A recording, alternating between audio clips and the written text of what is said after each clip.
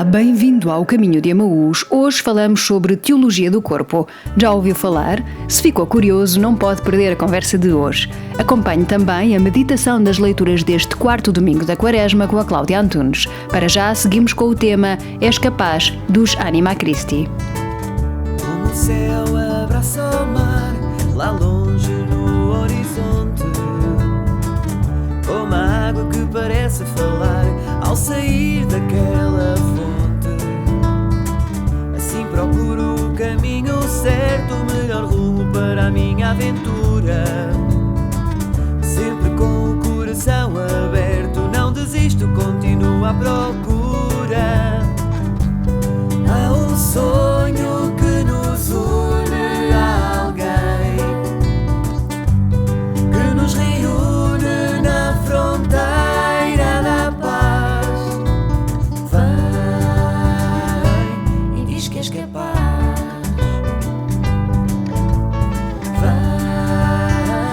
Vem e diz que és capaz.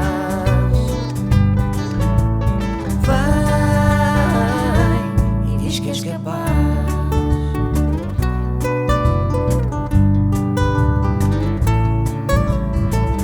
Como um monge no seu cantinho, vai procurando seguir o coração.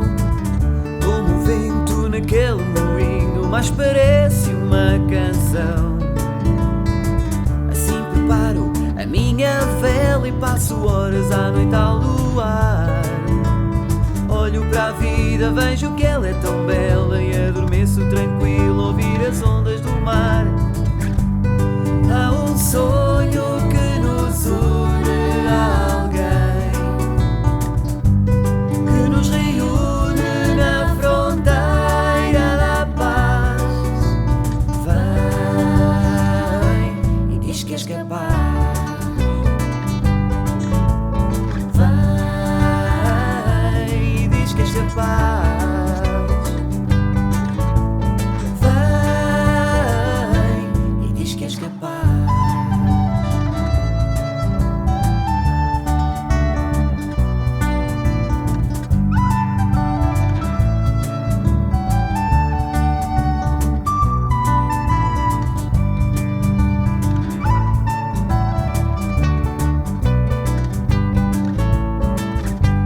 Há um sonho que nos une a alguém, que nos reúne na fronteira da paz.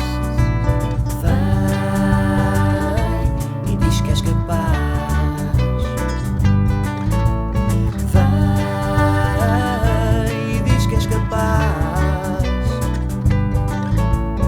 Vem e diz que és capaz. A Quaresma, diz-nos o Papa Francisco, orienta-nos para a Páscoa. O retiro não é um fim em si mesmo, mas prepara-nos para viver com fé, com esperança e com amor a paixão e a cruz, a fim de chegarmos à ressurreição.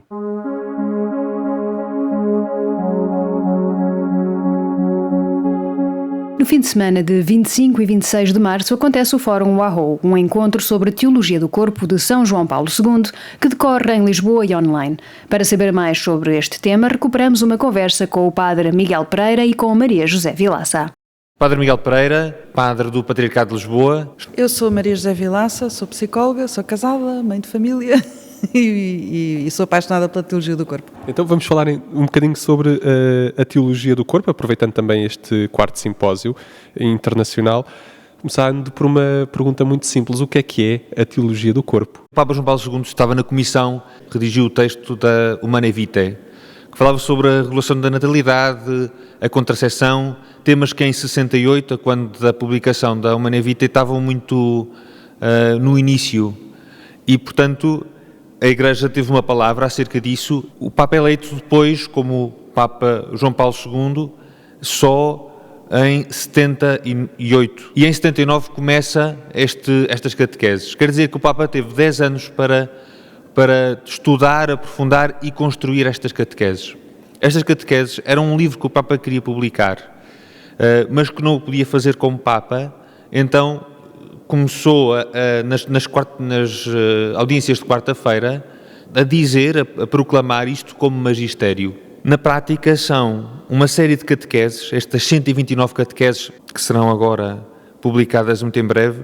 O Papa pede a cada um dos seus ouvintes que percorra um caminho com o Papa, no sentido de perceber aquilo que o próprio Jesus deu como fundamento na sua explicação acerca do matrimónio, acerca da ressurreição, acerca da vida da Igreja no seu conjunto, mas também, e aí especialmente, à família e à sexualidade humana. O que eu acho que é importante é perceber como é que uma realidade tão aparentemente constrangedora e que às vezes é complicada de gerir, que é o nosso corpo, pode ser uma forma de conhecer Deus e de conhecer o plano de Deus para nós. No fundo, dá o fundamento antropológico de todas estas questões que hoje em dia são tão faladas, desde as questões da homossexualidade até às questões do planeamento familiar, a tudo isso, até procriação medicamente assistida. Mas não é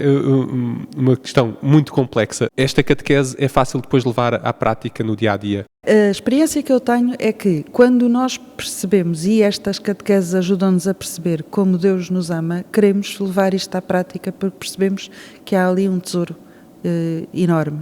Nós vivemos num mundo tão acelerado e tão movimentado e com tantas situações que quando alguém para nos dizer que tu não só tens um tesouro, mas que és tu próprio um tesouro, e justifica com todas as razões que são claras à nossa consciência e à nossa razão que de facto somos esse tesouro, eu acho que ninguém consegue ficar sem o desejo de aprofundar isso. Muitas vezes aquilo que faz com que as coisas se tornem difíceis de viver são as complicações que nós pomos à volta das coisas. E de facto, se nós suspeitamos de Deus, se suspeitamos da bondade do que Deus fez, da bondade da criação da nossa pessoa, não é? Do nosso corpo. Se achamos que podemos fazer melhor que Deus, então claro que vamos complicar a nossa vida e vamos tornar completamente impossível viver aquilo que foi o plano de Deus para nós. Agora, se nós partimos de uma base de confiança em Deus e de desejo de corresponder ao amor dele, não é assim tão difícil, antes pelo contrário. Estão certamente habituados a acompanhar muitas pessoas, seja na área da psicologia, seja como sacerdote. Existe muita dificuldade em lidar com o corpo ainda atualmente? Por um lado, com tabus, ou por outro lado, com uma permissividade também total? Eu penso que sim, que ainda é muito difícil e a tendência é que se torne cada vez mais complicado porque as pessoas usam o corpo para um fim que não é aquele para o qual o corpo foi criado, não é? O corpo foi criado para expressar o dom da pessoa e não para ser utilizado como um instrumento, nem de prazer, nem de outra coisa qualquer. E na medida em que as pessoas tendem cada vez mais a utilizar-se umas às outras, estão a complicar as coisas e estão a tornar a situação, a própria circunstância das suas vidas quase intolerável. E como sacerdote? O que acontece é que muitas vezes as pessoas que nos chegam-nos já feridas. E é preciso explicar-lhes o porquê que tu estás ferida ou ferido. E o que acontece é que muitas vezes estas feridas são o quê? São provocadas por este uso que falava a Maria José, por esta dissociação entre aquilo que fazemos e aquilo que somos, entre a nossa alma e o nosso corpo, porque isto de poder usar o meu corpo da maneira que me aprouver, sem querer que o meu corpo expresse profundamente aquilo que Deus quis para ele, é como se eu pusesse Deus de lado e dissesse, agora vou fazer a minha vontade.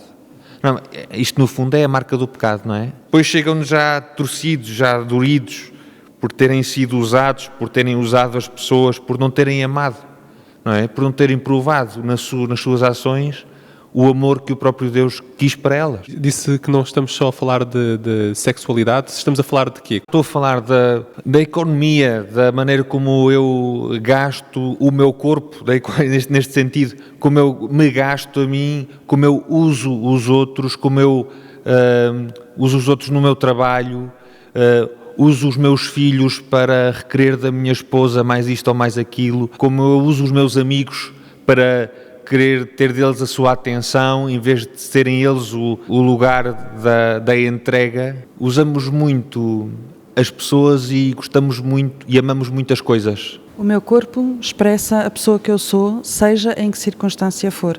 Na própria relação de amizade com as pessoas ou na relação profissional, como o Padre Miguel estava a dizer. não é? E nós, de certa maneira, habituámos-nos a ver isto completamente separado, como se houvesse uma fratura interior e que o meu corpo o que faz não tem nada a ver com a pessoa que eu sou. Voltando então às catequeses, na altura em que foram feitas, como é que foram recebidas? Não sei se percebeu, ou se foi percebendo ao longo do tempo que o Papa João Paulo II estava a escrever um livro, digamos assim, mas como é que foi recebido no mundo católico e também pelo restante? A encíclica Humanae Vitae tinha sido muito mal recebida, não é? O que o Papa fez foi dizer vem comigo, não é? Vem comigo, eu vou-te explicar, vamos devagarinho. E como esse processo é um processo lento e gradual, as pessoas tiveram a oportunidade de ir a pouco e pouco começando a perceber. Quem o entendeu desde cedo, um grupo pequeno, começou a querer explorar aquilo que o Papa tinha dito. Não foi um texto que fosse extremamente bem acolhido e proclamado de seguida. Existe cada vez mais, e o simpósio também é sinal disso, pessoas para quem este tema e as consequências da desordem provocada na nossa vida sexual estão agora a fazer sentido e as pessoas estão cada vez mais preocupadas com a sua intimidade e com uma maneira de viver a sua vida de uma forma santa e também esta vida sexual. E por isso eu acho que hoje em dia há mais acolhimento na prática. No dia 13 de maio de 1984, se não me engano, ou 2, já não me lembro, pronto, 2, foi 2, pronto. Ele ia anunciar numa dessas quartas-feiras a fundação do Instituto João Paulo II para o estudo das ciências da família, do matrimónio e isso. Onde a ideia que ele tinha ali era justamente que este tema fosse aprofundado mais academicamente, digamos. E foi nesse dia que foi alvejado e, portanto, foi aí que ele fez a associação entre a teologia do corpo e o pontificado dele e Fátima, não é? Aquilo acabou por ser depois instituído e esse instituto, que hoje tem secções em vários países do mundo, de facto tem dado um contributo muito grande para a divulgação da teologia do corpo. Há estudiosos aqui e ali, em certas escolas de teologia, em universidades, aqui e ali, mas pontualmente que se vão interessando por este tema como resposta às dificuldades, até muitas vezes profissionais. E o que é que esperam deste simpósio especificamente em Portugal? Um biógrafo do Papa João Paulo II disse que a teologia do corpo era uma bomba relógio que haveria de rebentar a qualquer momento no terceiro milénio. Eu espero que ela rebente em Portugal agora.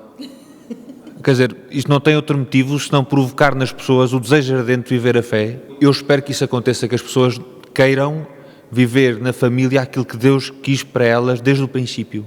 O que é que falta para esta mensagem do Papa João Paulo II chegar às comunidades? Estamos a falar aqui de um grupo de pessoas que discute isto, mais ou menos interessadas, mas para chegar à vida concreta de cada um. Não sei o que é que falta, mas eu diria assim, de repente, que falta o desejo de viver a liberdade. É uma mensagem extremamente positiva. E se nós nos despirmos dos preconceitos que temos em geral, quando se fala destes temas na Igreja, percebemos a positividade disto tudo e a beleza disto tudo.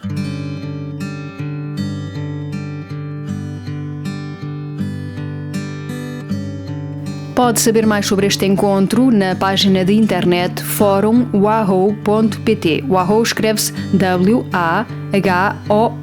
Portanto, fórumwahoo.pt. Continuamos com música do Padre João Paulo Vaz. Daqui a pouco pode ouvir a meditação das leituras deste quarto domingo da Quaresma com Cláudia Antunes. Eu era pequeno como todos os outros, mas antes que eu fosse criado, já Deus me havia chamado a esta vida.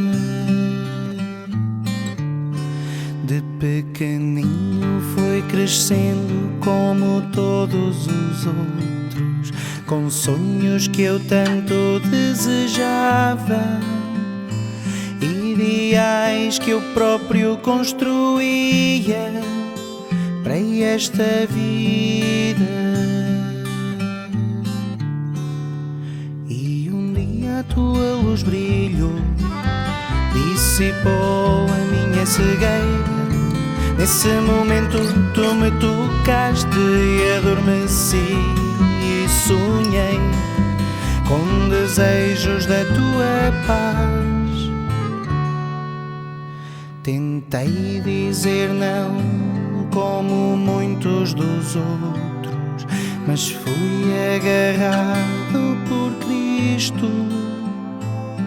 E então perguntei: que queres da minha vida? Tive medo, receei como todos os outros e não soube o que responder. Por isso pedi que iluminasse a minha vida. E um dia a tua luz brilhou, dissipou a minha cegueira. Nesse momento tu me tocaste e adormeci e sonhei com desejos da tua paz. E um dia a tua luz brilhou, dissipou a minha cegueira. Nesse momento tu me tocaste e adormeci e sonhei com desejos da tua paz. Não temas, eu escolhi o que no mundo é loucura para confundir os sábios.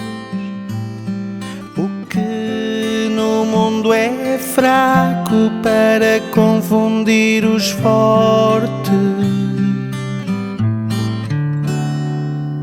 O que no mundo é vil e desprezível, como também aquelas coisas que em nada são para destruir as que são a tua vida.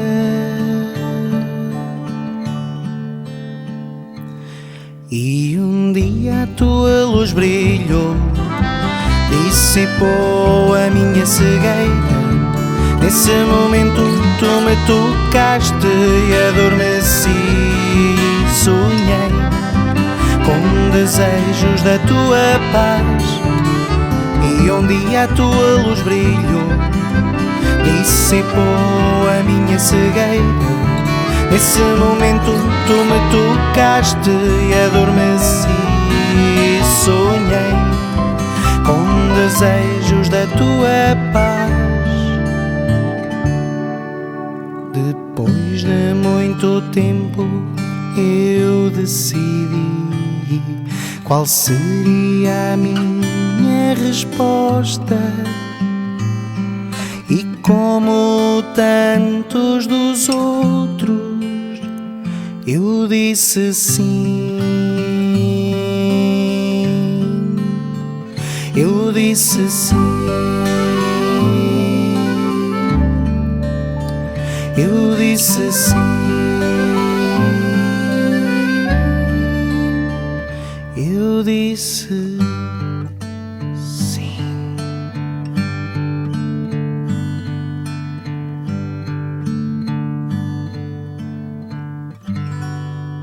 Rezou o Papa Francisco que o Espírito Santo nos anime nesta quaresma na subida com Jesus para fazermos a experiência do seu esplendor divino e assim, fortalecidos na fé, prosseguirmos o caminho com Ele, glória do seu povo e luz das nações.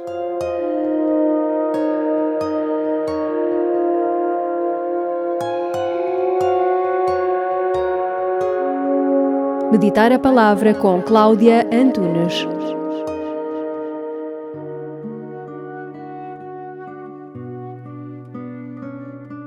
Em cada Eucaristia celebramos a Páscoa do Senhor Jesus, fazendo memória da sua paixão, morte e ressurreição, por excelência na Eucaristia Dominical.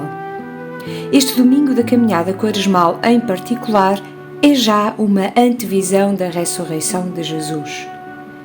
Neste quarto domingo da Quaresma, celebramos o Domingo da Alegria e da Luz. As leituras convidam-nos exatamente a viver na luz.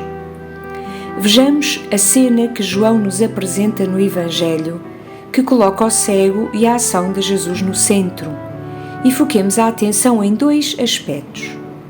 Jesus viu o cego e o cego passa a ver de forma progressiva, isto é, do superficial para o mais profundo. Jesus viu o cego. É Jesus quem tem a iniciativa. É Jesus que vê e vai ao encontro do cego. Tenhamos esta certeza de que Jesus nos vê, nos acompanha, sabe o que vivemos, conhece o que nos habita até o mais profundo de nós. Recordemos, por exemplo, aqueles momentos em que nos sentimos vistos, valorizados, escutados por alguém e o bem que isso produziu em nós. Agora, imaginemos Jesus que tem o seu olhar constantemente posto em nós, em si. O olhar de amor que trespassa até o íntimo da alma. Deixe-se ver por Jesus. Outro aspecto, o cego. Certamente, ao ler esta passagem bíblica, ao escutar alguém falar desta passagem bíblica, menciona as cegueiras em que vivemos. E em tempo quaresmal, isto é, em tempo de conversão, há que olhar para as cegueiras em que ainda me encontro e precisam ser tocadas, iluminadas pelo olhar de Jesus. Quais são as cegueiras em que se encontra? Vive fechada em si? Vive centrado num problema ou dificuldade sua, como se nada mais nem ninguém existissem no mundo? Vive obcecado com os seus planos e expectativas?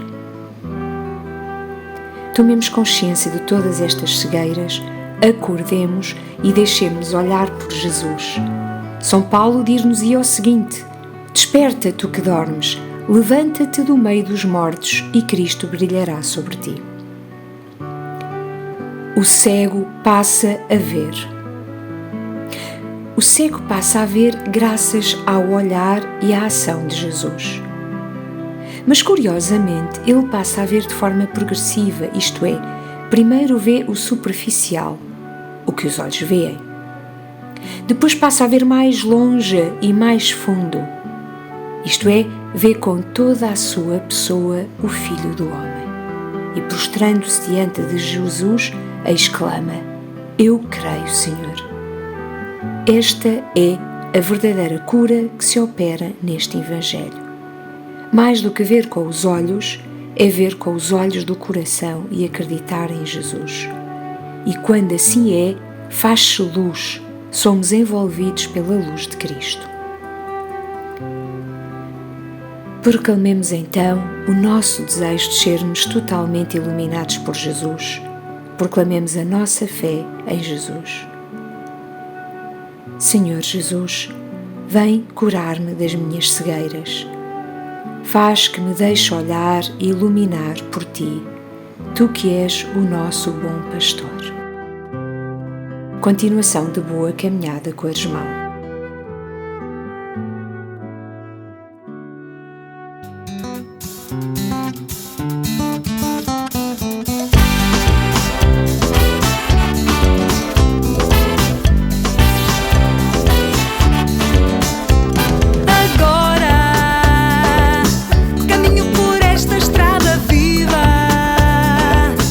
Procuro um ponto de partida para caminhar.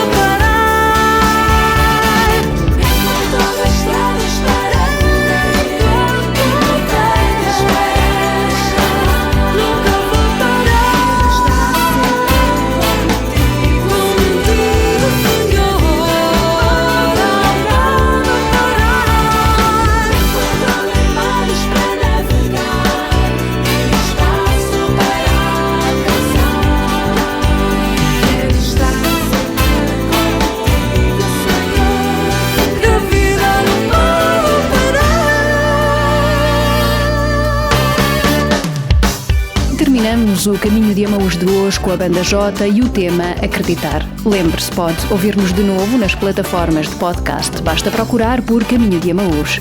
E é assim que nos despedimos por hoje. É sempre um gosto estar consigo. Voltamos a encontrar-nos daqui a 8 dias ou quando desejar ouvir-nos de novo. Até lá, tenha uma ótima semana.